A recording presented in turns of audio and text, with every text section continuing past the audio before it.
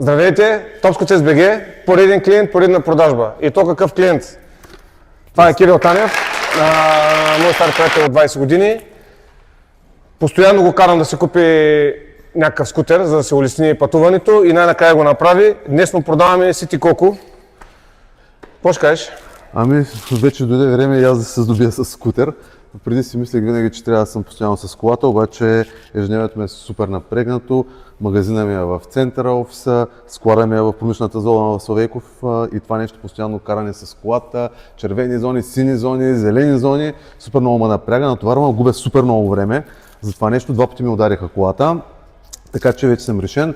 Взех си един хубав скутер, изглежда супер добре, много е удобен, харесва ми. И с него ще си ходя и на тренировка, сутринта кардио в морската градина. Общо взето това е, пък и децата ще му се изкефят много, така че много ти благодаря за скутера. Ще дам обратна връзка. Така, може да возиш децата отзаде. Имай предвид, че той може да се регистрира, ето и документите. Може да го караш по пътна мрежа, може да го караш и по алеи.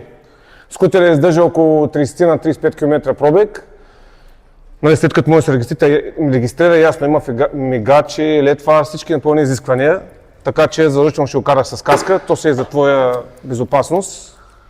Така че това е от нас. Супер, много ви благодаря. Препоръчвам топ скутера много горещо.